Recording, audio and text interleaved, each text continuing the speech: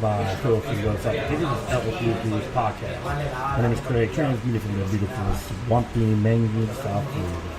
And today's day is Sunday, June 10th, 2018. I'm at Squidgy's U.S. Street, located at 207 Hemshire Street or Southwest 2nd Street in the heart of Fort Lauderdale, Florida. And they close 6 days a week, Mondays. Actually, they're open 6 days a week, excluding Mondays, at 4:30 a.m. Usually around 11 a.m. to 4:30 a.m. From Tuesday to Sunday. Check it out, you won't be disappointed.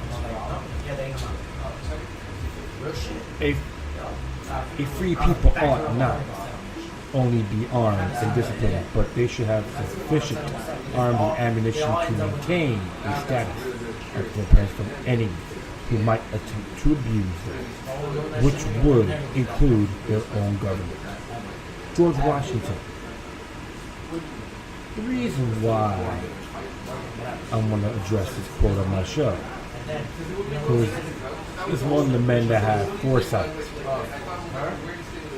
of what can happen. It is happening.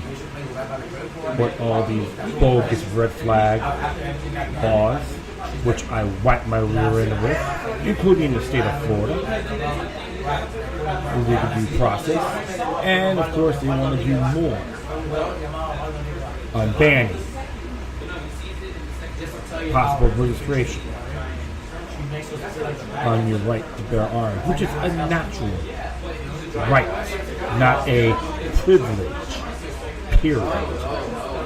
When people say you shouldn't own a citizen shouldn't own a semi-automatic weapon, should be to the police and the military, they are bending over for the state. They believe being a patriot is selling their rear ends to the government. And what this quote says by George Washington: never trust them. So, why a lot of folks have this different mindset? It's been happening for a long time, I know that for sure. But they're trying to really promote it, brainwash us, have us in this Orwellian, get caught in this Orwellian echo chamber to be obedient. Because all these shootings happen because of our freedoms, which I've been telling people enough times, nothing more than a monumental lie. Yes, you hear a lot of chatter in the background, but that's okay. But the truth of the matter is, my friend, I'm at a pizzeria, and I'd like to thank Antonio Milo for letting me do this. All the guys here let me do the show here. Expect a little crowd and all that. Try to take out a little drama and expertise on life. So,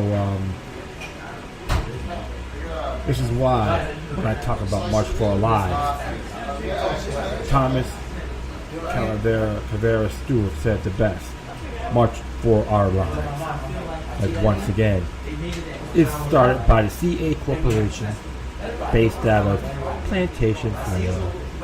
That's the truth, and it really hurts, doesn't it? And all your little laws in the books failed.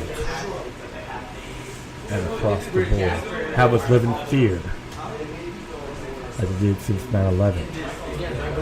And on our past show, homicides by firearms has plummeted big time. But they want to push that for their dramatized matter. So one of the areas I'll be talking about some of the Orwellian moves on this episode.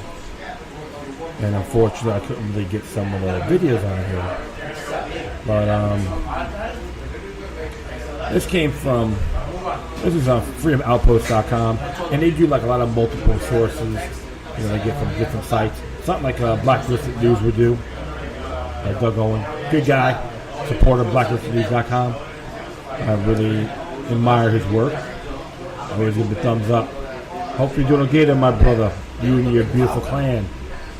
Keep it real, alright? Alright, it's from Rachel Blevins. It says here, 5 facts prove that they are coming for the guns. It's not a conspiracy theory. While government advocates say they just want common sense legislation, all signs point towards the push for the repeal of the Second Amendment. You hear common sense legislation? One moment. Yeah, always about the train tracks.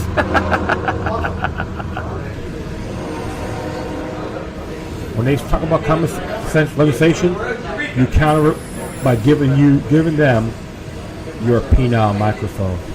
And don't worry, it's not sexual harassment. So let's just read what she has to say. Many other politicians, mainstream pundits, I call them mainstream pundits, and students who call for gun control laws insist they are only seeking common sense gun legislation. I think it's a wet dream. But in reality, the issues that led to mass shootings are being ignored in the rhetoric that is being shared. The name of safety is instead chipping away at the Second Amendment, and in some cases pushing to repeal it altogether. Number one, the media is openly calling for the repeal of the Second Amendment. It is no secret that every time there are reports of mass shooting, there are a number of politicians who openly call for gun control, but there has recently been an increase in the media outlets joining any kind of bandwagon. The Miami Herald published an op-ed titled "Repeal the Second Amendment. It is not a crazy idea." And that person who wrote is nothing more than the truth's Uncle Tom. Frederick Douglass is rolling in his grave, and he's less of a man than Benedict Arnold. Prove me wrong. If you don't like it, call me out if you dare. I'll have a little one-on-one chat with you, sir. And of course, Rolling Stone puts an explanation on why it's going to repeal the Second Amendment. And USA Today stated, repeal the Second Amendment is the only way towards real change. Yes, democide, genocide, more of a police state being controlled, and enslavement, pro-involuntary servitude, all be a bunch of slave boys to the system. That's what it is, my friends. Any questions, look up Death by Government for the late R.J. Rummel. And watch the video, Innocence Betrayed, from the jpfo.org, or go to archive.org. It has a lot of merit in all these dingbats and wussies combined. In an op-ed for the New York Times titled "Repeal the Second Amendment," former Supreme Court Justice John Paul Stevens argued that instead of just banning assault weapons or raising legal age to buy guns, activists of gun control should seek more effective and more lasting reform, which should demand a repeal of the Second Amendment. That's right, because he is on his hands and knees giving the state a big BJ, if you know what I mean. I don't mean using a big fan, okay? 2, students that are parroting the claims and using that platform to victim of gun violence to push for ban of guns.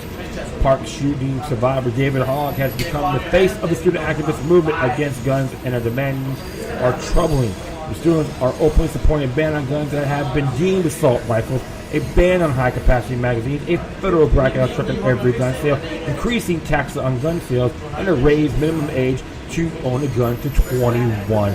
Okay, Palmolive, you bring your dishpan, use your dishpan hands somewhere else, and hang out in your cave, okay? And go lay down on the tracks. Nah, that's true. That's irrelevant. I don't wish this man any ill, but wear a muzzle instead. In a speech at a March for Lies rally, Stillman Douglas student Delaney Tarr revealed that even if the students achieve individual bans, we will continue to push until the Second Amendment is fully dismantled. We will take the big and we will take the small, but we will keep fighting. When you give us that inch, that bump on stock ban, we will take a mile. We are not here for brick hunts. We're here for real change, she says. Yes. And you know what? I'm just wondering if she has her Mao Tse-tung or Adolf Hitler or Joseph Stalin sex bot in her closet. Mind control at its finest. 3, local law enforcement officials are also calling for ban on guns. Yeah, I know why? So they can overpower the people, which means they would be only ones with guns. How sufficient? How efficient? Because they think they're special. Some of these idiots. It's no secret that a ban on guns will result in law enforcement officers and criminals are being the only individuals who have guns. Daryl Fisher, a candidate for Buncombe Sheriff in North Carolina, recently addressed the issue of how police will confiscate the firearms and then propose with the quote, "You have to pry my guns from my cold dead hands. He shrugged his shoulders and said, okay, that's not funny. If that guy gets a punch in the mouth or an attitude adjustment, he'll go, how dare you, how dare you. That's one thing that they are. Remember, these idiots are running for governmental delegates. While the Free Throw Project has documented a wealth of corruption within police departments in the United States, one of the most obvious cases involving confiscated firearms recently occurred in Gardena, California, where the police were caught illegally selling more than 100 guns that they have seized from the public, several of which were purchased by convicted felons. Kinda, sorta, it's the only way. Kinda, sorta, will get us through the day. So, all you folks up there, you gonna go out there and blame the NRA for that? Exactly. So we'll continue on here. The states are chipping away at the constitutional rights granted by the Second Amendment by passing laws banning guns that have been deemed assault rifles. All the media coverage and the call for stricter gun control are having a real effect locally as multiple cities pass ban on assault rifles. Residents in Deerfield, Illinois have until June 13th to turn in all guns that qualify as assault weapons, or they could face $1,000 fines of $1,000 a day if they don't comply. Illegal, null and void under their own state constitution. The city council in Boulder, Colorado has followed suit and unanimously passed a ban on the sale, possession of assault weapons, high-capacity magazines, and bump stocks, giving residents until July 15th to comply. Illegal under Article 2 of the state constitution. Massachusetts and New Jersey also have passed statewide bans on bump stocks, and police were shocked to find that only a few people comply by turning in newly illegal accessories. Probably all damaged goods anyway. 5. Congress recently passed legislation that gives federal agencies power over gun control, effectively putting American Second Amendment rights at risk. When the gun control legislation was introduced in Congress last year, it came in form of the fixed NICS Act, which was later rebranded as Stop School Violence and signed into law in March, as it was quietly included in the 2018 Omnibus Appropriations Bill. The legislation amends the agencies that have control over the National Instant Criminal Background Check System, which determines whether Americans are allowed to own guns. See? And President Trump signed it, so don't tell me, oh yeah, $1.3 trillion. It's supposed to be a good thing. No, it's not. It's an effing sham. As Free Throw Project has reported the changes to the NICS system, which receives support from Democrats, Republicans, and even the NRA, put pressure on federal agencies and states to report as many names as possible, making it only matters of time before this list becomes so large and that nearly any activity could serve to remove your Second Amendment rights. Well, the truth of the matter is, all you're going to be doing is creating a black market, and these jugheads, bend over Bobs, Uncle Toms, and Aunt Jemimas of the system do not remember Prohibition of the 1920s. The 18th Amendment. Hopefully you idiots, including the members of the executive members of the NRA, will read it. Because if not, I don't think you never read, because you're a bunch of complete illiterates. Yes, I can criticize the National Rifle Association as well. Because you know why? Because there's some good people in that organization, plus members got a major slap in the face. How does it feel? The executive board of the NRA contradicts Article 2 of their own bylaws. Read it. You'd be surprised. Ask them why you playing the game of hypocrisy, or have the Michael Moore syndrome, or Rosie O'Donnell disability. Two-faced propaganda, two-faced hypocrisy at its finest. Well, I'll tell you this, my friends, it is a natural born right, and I don't give two gator feces on what these insecure charlatans, treasonous quacks think. And I say that on an ethical basis. I'm just tired of the whole deception, used car salesman rhetoric. That's the fact.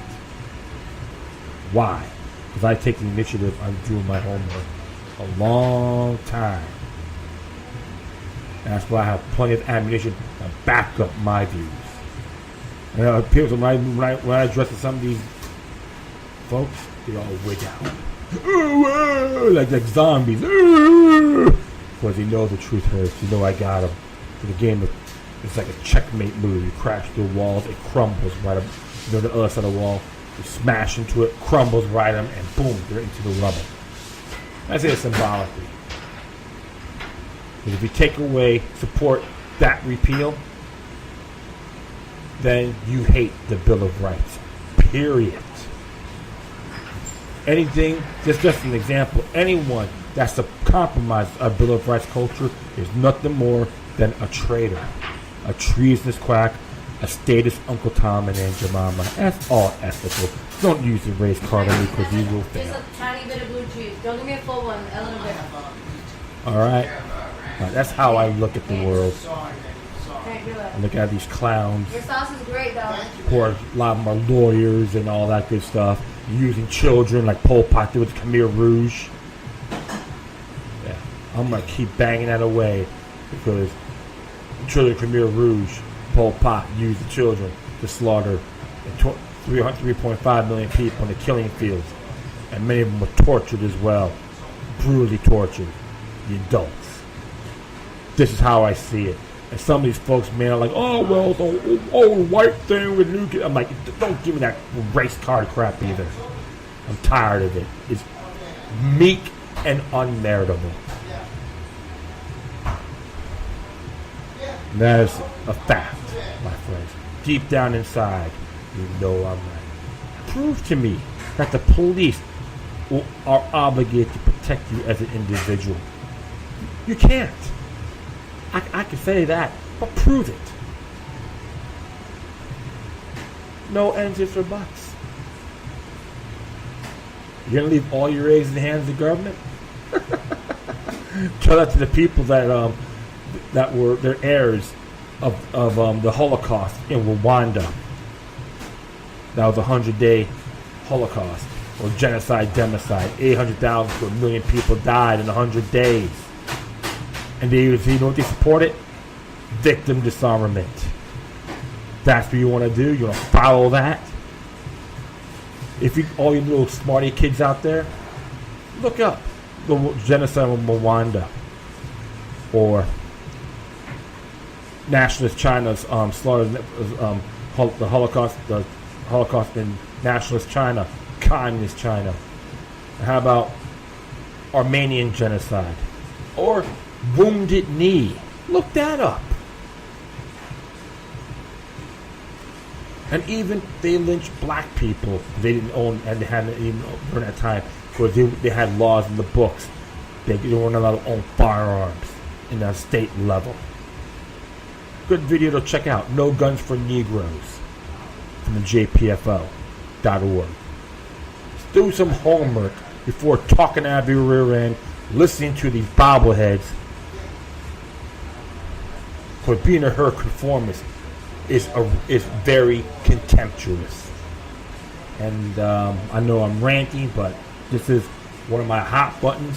When it comes to my natural born rights, you want to take that away from me? You are my enemy. I'm not afraid to fight you one way or the other. Okay, sorry about that. Had a let loose there. All right, for my friends, next one here on a Freedom Post again, and originally I believe is from Pamela Geller. Okay, Pamela Geller. It's interesting here. Who is behind the inner thought police? Who runs the internet? Who runs the internet? Runs the world. It is a partnership between Europe's government, the internet giants, and Islamic influence. I'll say this about Islamic influence: extremists. And a very good example: extremism comes from multiple avenues. All right. Not everyone who has the faith in Islam endorses Sharia law. I know in a great amount they are. There's always that minority trying to control everything. You know, that's just always been like that. Gotta always be vigilant in these areas. But we'll just continue on here. An article, What the Red Pill Means for Radicals, published on June 7th in an ironically named publication. Fair observer might have passed unnoticed as yet another uniform, biased, and ideologically motivated attack on all who get the label extremists. The piece is so riddled with non-sequiturs and wild generalizations that it seems almost cruel to rip to shreds. But the author is Bharat Ganesh. A little online research reveals that Ganesh is currently working with Oxford Internet Institute at the esteemed Oxford University on a research project funded by the European Union to devise ways to disrupt the far right online. The project in question is under the banner of the Volkspoll Network of Excellence, which is designed to comprehensively research, analyze, debate, and critique issues surrounding violent online political extremism, or the acronym called VOPE. This research group is only interested in violent extremism according to their website. The qualifier violent is therefore employed here to describe TeknoAXE Poll's interest, which is those that employ or advocate physical violence against other individuals and groups to forward their political objectives. The extremist nature of the politics in which Voxpol is interested is thus not decided upon by project participants, but by the decision of those involved in particular types of politics to advocate or employ violence to advance their goals. Note the claim, utterly disingenuous as it turns out, that the labeling of certain people or groups as violent extremists is entirely due to their own behavior. In other words, don't worry folks, it's all scientifically objective. This research is being used to advise companies with host online platforms such as Facebook as well as governments on how to stamp out online radicalization, using strategies such as working out ways of preventing people from seeing material posted that deem unsuitable in some way, or offering them alternative nice things to look at. This is a seriously important issue. People in political power behind such initiatives are manipulating behavior online and literally controlling how people think and get information. They are appointed guardians on the online holy poly. But who guards the guardians? Or if Dr. Garnish is in charge, we have some very worrying questions to ask. One could start from the observation that the article is certainly not an academic piece, and gives no concrete evidence for any of the sweeping claims that it makes about the so-called alt-right and the manosphere. Nor does it, as any academic should do, attempt to test ideas and consider alternative explanations. Oddly enough, this makes it rather like the groups it claims to criticize. And the label violent extremist turns out to be used very generously. Ganesh makes wild leaps and inferences. He talked to Darren Osborne, the perpetrator of the vehicular attack on Finsbury Park, on the Finsbury Park Mosque. This was a heinous crime and should rightly be condemned. But why did Osborne do this, according to Ganesh? The attack was executed after he had become indignant after watching the BBC broadcast on a child sexual exploitation, turned to a social media to make sense of it. He found a narrative from British counter-jihad groups closely aligned with the alt-right, such as Britain First and the founder of the English Defence League, Tommy Robinson. The British counter-jihadist movement is thus swept into the same group of violent extremists as Osborne, because Ganesh knows they encourage him. The BBC broadcast was a drama based on real life. 3 girls would show real-life events of 3 of the very many victims of the Rochdale Muslim rape gang. Ganesh somehow knows precisely that went on in Osborne's mind, rather than thinking that it was an outrage at the behavior of the gangs of Muslims of men of Pakistani background who abused the girls portrayed in 3 girls that caused Osborne to lose his mind and commit his terrible crime. Ganesh blames Osborne's act on the likes of Robinson, yet Robinson explicitly fights against political violence. But the narrative from British counter-jihad groups can one find what suggests driving vehicles into innocent Muslims standing outside a mosque?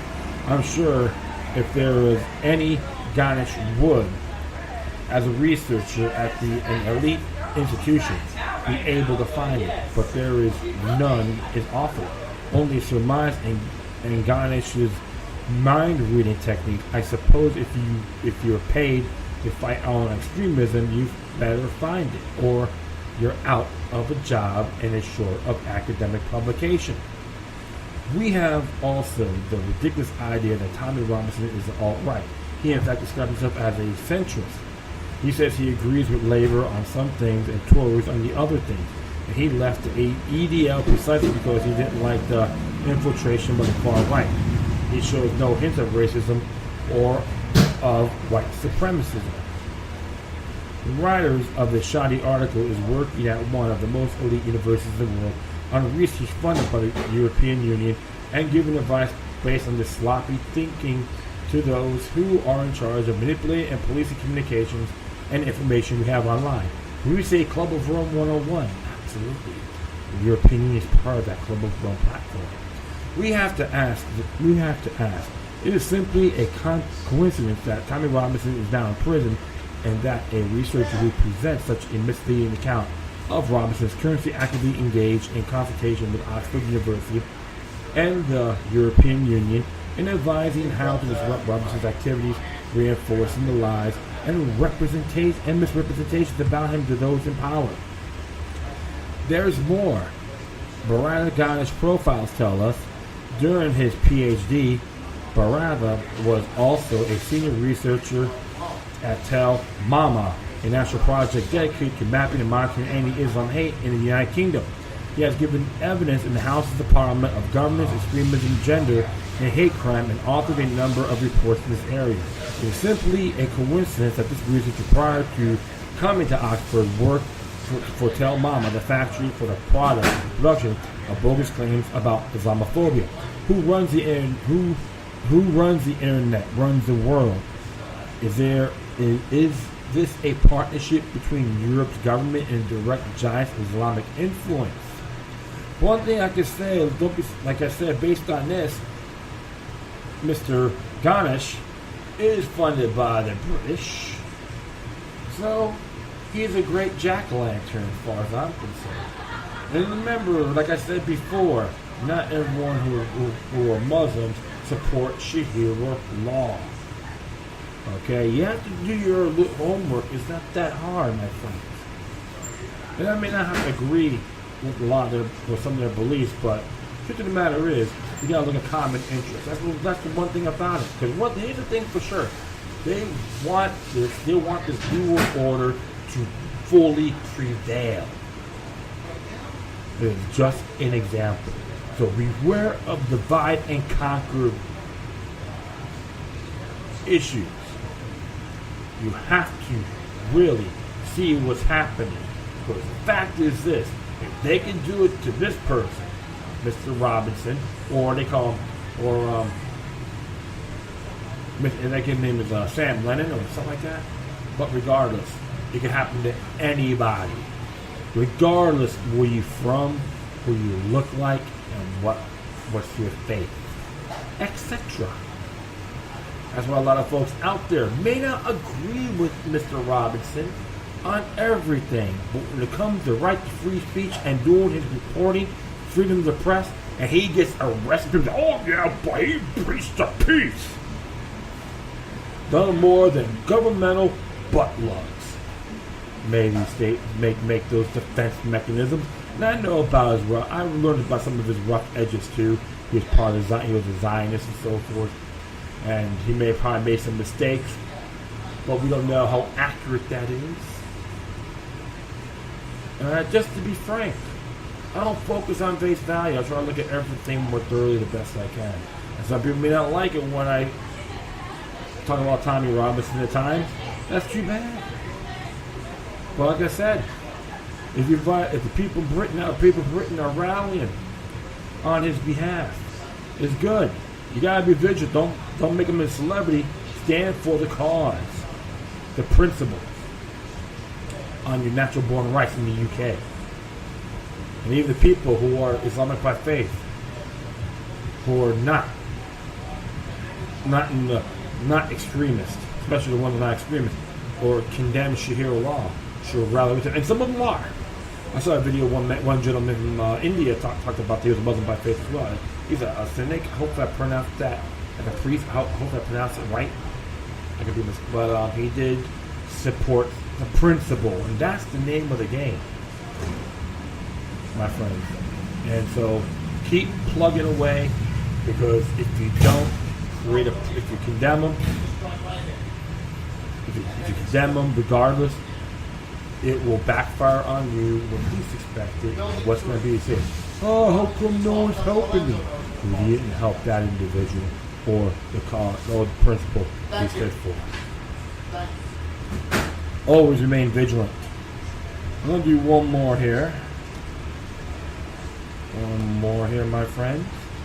And this one came out 4 days ago under dissidentvoice.org. I get stuff on Gmail, my Gmail account on these emails. It says here, social networks as dead for activists will throw honey and destroy the internet. It's by L. Odor on June 6th. Oh, that was D-Day. Interesting. Alright. There was a time when the internet was an experiment in anarchy, but it is increasingly becoming an experiment in stateness. Meaning police order, social networks are in a crisis. Our governments are losing patience with them, grilling geek after geek to the man.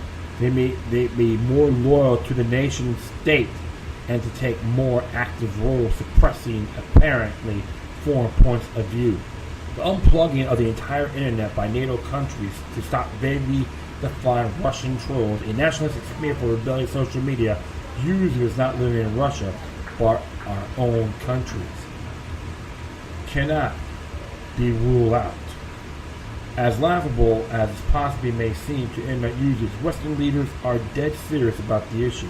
They consider users to mock them online as essential threats. They may eventually give up and unplug everything will be touched on here, but also needs more consideration at a later date. For now, the focus must be on what might happen to the major social networks. If they are profoundly reshaped by geopolitical tension and paranoia, will they be of any continued use for publishing any established slogans and views? How will the new Cold War affect the freedoms of writers and independent creators to express themselves through social networks? Lawmakers in the U.S., UK, the EU, and other NATO-aligned political structures are wrathful towards social networks due to the influence they indiscriminately offer anyone who signs up to them. Since the U.S. election of 2016, we have watched staff from Twitter, Facebook, and Google get grilled by screaming American and lawmakers. Please. The aging lawmakers not willing to take any chances in the no land of the internet, so described by Angela Merkel, that globalist stooge from Germany, treat social networks with the utmost disdain and hostility. For them, the internet is a far war-fighting domain, a battlefield of states with fixed front lines, a red zone where insurgents snipe at them. For them, the objective must be to silence anyone who disagrees with them and glorify anyone who agrees with them. Yes, whoever possible apples get their respect. According to the traditional paranoid geopolitical mindset, social networks have to even be regarded as unwitting hostile actors by offering the chance to choose their own sources of information and even reproduce those sources and share those sources to others. Social networks undermine loyalty to the nation state, make it harder to spread 19th century ideas of loyalty and incite new petty wars with other nation states. Are fossilized politicians longing for the day when every young man had to complete mandatory military service and long to die for the flag, to seek to lobotomize the youth and restore nation-state loyalty to execute war-like aims against geopolitical foes, Russia and China. While hostility of Asian politicians towards social networks may be worrying their complete influential failure and lack of understanding of what they are dealing with. This is encouraging. The obsession with the current major social media networks, Twitter and Facebook, suggests that they are regard social media in the same way that many they view news media. In their view, social networks are just some of the other big companies that need to be reined in. Just one or two big actors need to be forced to conform to the regime's ideology. Like the well-behaved top news journalists, broadcasters, and the politicians' authority will be restored. The trolls will be defeated. The youth will start to respect the bleary-eyed generals and politicians who kept awake at night by them. Excuse me. Unfortunately for every internet creator, the reactions of Twitter, Facebook, and Google have been cowed. All are eager to prove their nationalist loyalty, particularly to the U.S. state, because their website's physical infrastructure is based on the territory of the U.S. state. They have the American regime's gun to their heads, just like the television stations. Google serves the Pentagon loyally, but may be incapable of preventing its platform exploitation by the Pentagon's enemies and critics due to the sheer number of targets flooding their scopes. It is possible that the frail politicians so concerned about trolls will be able to cower in safety very soon behind a wall of the new media enforcement, but it will not last forever. If the power of individuals to express themselves freely as major social networks, chiefly Twitter and Facebook, is sabotaged, communities will move gradually to other social networks and continue their activity there. The central media attention will shift away from dullness and conformity to somewhere more interesting once going. A major consideration for alternate media when selecting social networks has likely been the presence of third-party applications that can apply one's views across social media by providing automated posting services. These upset the traditional dominance of the wealthy and the powerful over the press. Very low overhead is required to establish a publication using various automation and aggregation tools to create feeds that offer a wide, different spectrum of news and commentary than the mainstream. Attacks against automation under the guise of fighting fake news and bots are therefore an excuse to hamper small independent media projects that lack the staff to manually post every item to content to the social networks. This assumes that social networks are really going to fight automation. The BBC and its supporters are mindless bots. If we look seriously at Twitter's rules, and yet the people whose accounts get suppressed by Twitter are not bots but real people targeted by the British regime for holding dissident views. Look what happened to Tommy Robinson. Look, his Twitter page has been wiped out, and many others as well. Perhaps the flight of dissident views to some future alternative social network should settle the battle between politicians and trolls. But it would probably only anger Western politicians even more as it regard all alternative media and extremists. So the counterinsurgency would rage on, not be able to pressure the alternative social networks. Politicians may resort to the brute force of the law, seeking court orders to block every app or social network being used to hurt local egos or express disloyalty to the state. The websites can be cloned and mirrored, and insurgent networks will be continuously made available again, as is the case with the various put lockers endlessly signing up to avoid the court orders. They are always too slow and ineffective to counter free streaming. There is a reason to think that many of the most effective anti-government critics would be able to thrive even on the mainstream social networks, merely altering their choice of language and modifying aspects of their behavior to evade the automated tools being used to remove them. Resistance can vary between the passive and active forms, and rejection of national loyalty and lack of support for war will always be possible in any form, even if everyone else is a bloodthirsty and rabid nationalist. Advocate for the removal of censorship and the destruction of the yokes used to enforce conformity and faith on the social network will always be considered a moderate and neutral view, making it possible to support more rebellious creators without joining them. The inevitable failures of an online counterinsurgency described above could eventually prove too much for some governments to bear, and the result would be the complete destruction of the internet, something states will always be able to do. They might first attempt the balkanization, forcing users only to register for accounts at social networks if they reside in the country where the social network is based. If that occurs, websites like Twitter and Facebook will fall into the geopolitical space of NATO, and support of NATO war aims propaganda would become a compulsory requirement for all users, with everyone lobotomized to be docile supporters. Balkanization would fail to achieve anything, as recent country patrols have demonstrated they are not actually foreign, nor are they automated. The alleged Russian enemy trolls and bots are real people. They're not hackers from Russian spy agencies, but independent authors, journalists, and creative people. Civilians located inside our own countries who hold anti-war and anti-colonial views on foreign policy. Such innocent people look like they will be the new targets in the next accidental rampage by our incompetent regimes against perceived anti-state threats. If they pursued and yet failed to achieve anything against trolls through the political pressure of court orders and geopolitical militarization of the social networks, politicians who view trolls as a true threat to the state will invariably advocate a total ban of the internet. It is for this final contingency that independent writers and serious activists must prepare themselves.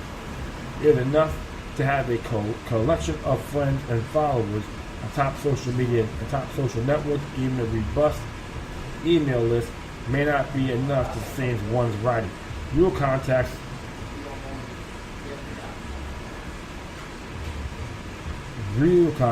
and real publishing history outside the social network, even in print, are requirements to say and establishing momentum and the propagation of balanced views. Anything less, and the paranoid regime can delete you and all its other critics with the push of a button. The conversation of social media-based activists on lists and the transformation into published authors is one way for them to save themselves with simple bans, at the same time amplifying their voice ever more. The development of the Mount Order Society to connect and preserve dissident influence on social networks can only help.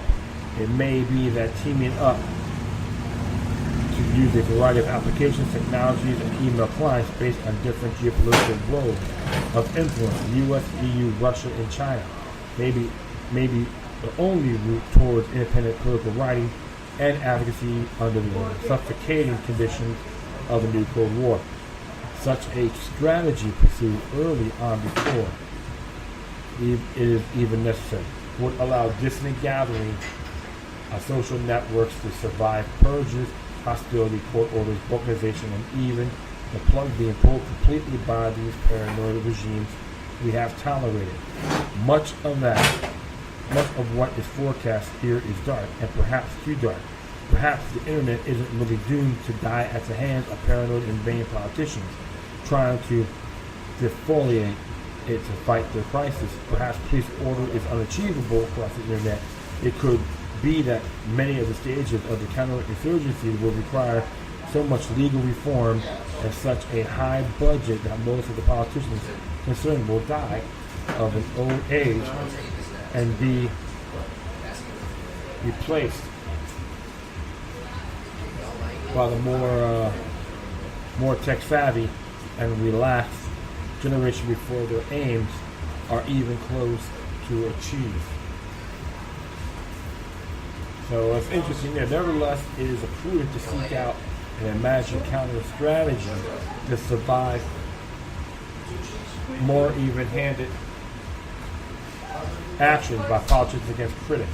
So the whole thing is it's war and information. That's the thing they're worried about.